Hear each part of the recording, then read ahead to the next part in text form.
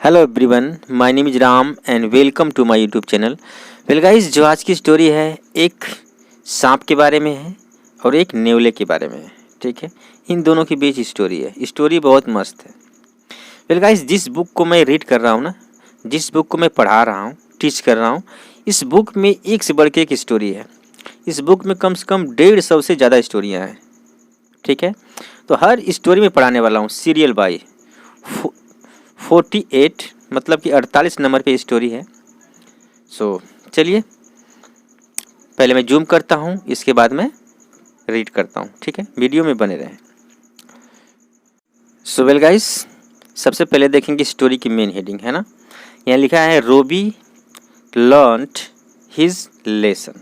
ठीक है, जो रोबी है ना, एक खरगोश का नाम है। रोबी लर्न मतलब होता है सीखना, लर्न मतलब सीखना, ये वर्ब की सेकेंड फॉर्म है कि रोबी ने सीखा हिज लेसन। लेसन मतलब होता है सबक। ठीक है ना, तो रोबी ने सीखा सबक। अब किस मतलब सबक कैसा सीखा, किस लिए सीखा, जब हम स्टोरी रीड करेंगे तो हमें पता लग जाएगा। ठीक है, वीडियो में बने रहें। यहाँ लिखा है Robby was a naughty small rabbit. ठीक है, रोबी था अ नोटी। इसको लोग कई लोग नटी भी कहते हैं, कई लोग नोटी भी कहते हैं, बट चॉइस इज योर्स, आपकी मर्जी। या आप नोटी कहें या नटी कहें, दोनों तरह से इसको बोला जाता है। ठीक है, तो रोबी था, नोटी मतलब है शरारती, क्यों शरारती, स्मॉल रैबिट यानी छोटा सा खरगोश। ठीक है, रोबी एक छोटा सा खरगोश, बहुत शरारती था। He lived with his mother in a little burrow. He lived ये वर्ब की सेकेंड फॉर्म है, लिव की सेकेंड फॉर्म लिव्ड।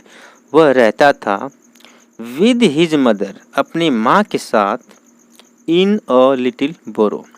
बोरो मतलब होता है बिल, तो एक छोटी सी बिल में अपनी माँ के साथ वो रहता था। ठीक है, मेरे पढ़ाने के बाद आप भी प्रैक्टिस करना, मैं इसका स्क्रीनशॉट डाल दूंगा, आप घर पे आराम से प्रैक्टिस कर सकते हैं। ठीक है, his mother use to bring fresh sweet carrots for him. His mother उसकी माँ, यूज टू ब्रिंग, ब्रिंग मतलब होता है लाना, उसकी माँ लाया करती थी फ्रेश स्वीट यानी कि ताजे स्वीट यानी मीठे, कैरोट्स यानी गाजर, फॉर हिम उसके लिए। ठीक है, जो रोबी की माँ थी उसके लिए ताजे मीठे, फ्रेश यानी कि ताजे मीठे कैरोट्स यानी गाजर उसके लिए लाया करती थी। ठीक, she always told him not to come out of the burrow as he was still a baby. सी किसके लिए है, रोबी की माँ के लिए, कि वह ऑलवेज यानी हमेशा, टोल्ड हिम उसे बताती थी, नॉट टू कम बाहर नहीं आने को, आउट मतलब बाहर, नॉट टू कम आउट बाहर नहीं आने को, ऑफ द बोरो यानी बिल से। ठीक है, जो रोबी की माँ थी उसे कहते थे कि बिल से बाहर मत आना, हमेशा कहते थे। एज एक प्रपोजिशन है, इसका मतलब होता है क्योंकि। एज के काफ़ी यूज है, क्योंकि he was still a baby, वह था, स्टिल मतलब अभी भी। ठीक है, वह अभी भी अ बेबी एक बच्चा था, इसलिए उसकी माँ मना करते थे कि बिल से बाहर मत आना। वन डे एक दिन, while her mother was away to bring carrots. ठीक है, यहाँ तक ट्रांसलेट कर लेते हैं। वन डे यानी एक दिन, वाइल, वाइल मतलब जब। अब यहाँ पे लिख दिया है हर मदर। ठीक है, यहाँ पे जो रोबी खरगोश है उसको लेडीज बना दिया, और यहाँ पे लिखा है हिज, वहाँ यहाँ पे उसको जेंट्स बना दिया। ठीक है, यहाँ पे हिज होना चाहिए, फिर भी हर लिखा है, तो चलो हम ट्रांसलेट कर लेते हैं हिज के हिसाब से, कि जब हर मदर यानी उसकी माँ, वॉस थी, अवे यानी दूर, टू ब्रिंग अच्छा दूर थी, अब ब्रिंग यानी लाने गई थी क्या, कैरोट्स यानी गाजर, ही कम आउट ऑफ द फोरो। तो क्या हुआ कि जो रोबी था, ही कम, सॉरी कम नहीं है, केम है, ही केम आउट ऑफ द बोरो, वो बिल से बाहर आ गया, एंड और रैन आउटसाइड, रन की सेकेंड फॉर्म रैन, और वह दौड़ा बार साइड, आउटसाइड यानी कि बार साइड को दौड़ा। ही टोल्ड हिमसेल्फ, उसने खुद को बताया। सेंटेंस का मतलब तो यही है, टोल्ड मतलब बताना होता है, लेकिन इसका मतलब ये नहीं है। इसका मतलब ये है कि उसने खुद से कहा। क्या कहा?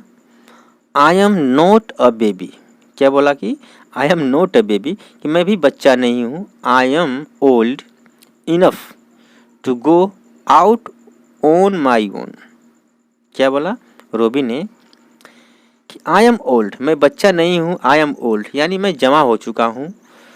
इनफ काफ़ी है, टू गो जाने के लिए, आउट बाहर, ऑन माई ओन यानी मैं खुद बाहर जाने के लिए अकेला काफ़ी हूँ। कहने का मतलब ये है, ठीक है ना। I can take care of myself. Robby ने क्या कहा? I can take care. Take care का मतलब होता है देखभाल करना, कि मैं देखभाल कर सकता हूँ ऑफ माई सेल्फ यानी खुद का मैं खुद देखभाल कर सकता हूँ। He wandered here and there in the woods. He wandered मतलब होता है मतलब घूमना, भटकते रहना। वह घूमता रहा, हेयर एंड देयर यहाँ और वहाँ, इन द वुड्स, वुड्स मतलब लकड़ियाँ, लकड़ियों में यहाँ वहाँ वो घूमता रहा। He chased little butterflies and picked berries. चीज मत होता है पीछा करना, ये वर्ब की सेकेंड फॉर्म है कि उसने पीछा किया। किसने? रोबी ने पीछा किया लिटिल बटरफ्लाइज, बटरफ्लाइज मतलब तितलियाँ, तितलियों का पीछा किया। एंड पिक्ड, पिक मतलब होता है उठाना, ये वर्ब की सेकेंड फॉर्म है कि उसने उठाया क्या? वरिज। वेरिज मतलब होता है बैर, ठीक है, जो हम खाते हैं। तो उसने बैर को उठाया। सडनली, अब सडनली की लग गया मतलब कुछ अलग दिखाएगा कि अचानक क्या होता है। ही हर्ड अ साउंड, उसने सुना एक आवाज। हिज, आवाज में क्या सुना? हिज। व्हेन टर्न्ड बैक, जो रोबी था जब वो पीछे मुड़ा। He saw a huge snake in front of him, उसने देखा, रोबी ने देखा अ ह्यूज स्नेक, ह्यूज मतलब होता है बहुत बड़ा, स्नेक मतलब सांप, उसने बहुत बड़ा सांप देखा।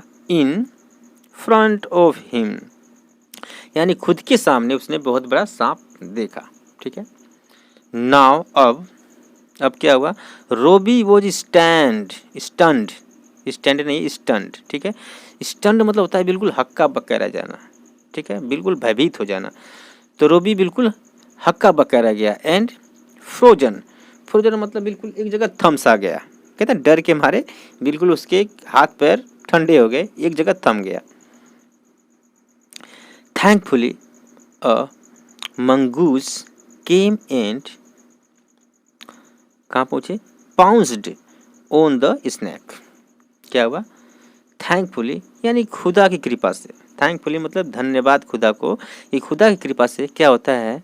अ मंगूज, मंगूज मतलब होता है नेवला, ठीक है, एक नेवला।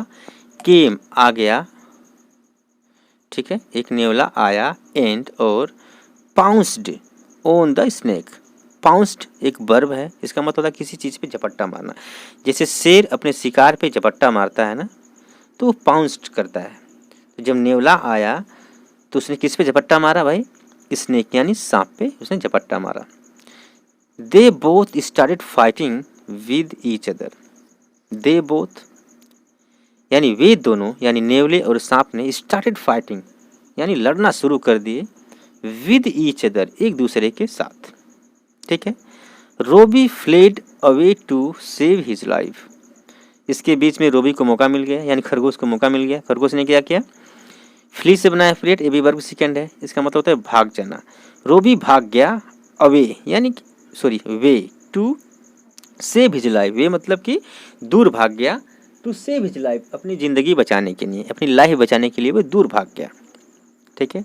नाउ अब ही न्यू, ये नो की सेकेंड फॉर्म है न्यू, यानी कि वह जानता था। Why his mother always told him not to go out alone, अब उसको एहसास हुआ रोबी को कि वाई हिज मदर ऑलवेज, कि उसकी माँ क्यों कहती थी, हमेशा क्यों कहती थी नॉट टू गो आउटसाइड, बाहर मत जाओ अलोन, अकेले। ठीक है, तो रोबी को एहसास हुआ इसके बाद कि उसकी माँ उसे समझाती थी कि बाहर अकेले मत जाना। ठीक, तो गाइस एक कहानी थी, बहुत बड़ी कहानी नहीं, छोटी सी कहानी है। आप चाहें तो स्क्रीनशॉट ले सकते हैं। थोड़ा सा ब्लर कैसे हो गया, ठीक है, मैं ऐसे कर देता हूँ, स्क्रीनशॉट ले लें और घर पे भी प्रैक्टिस कर सकते हैं। मिलते हैं नेक्स्ट वीडियो में।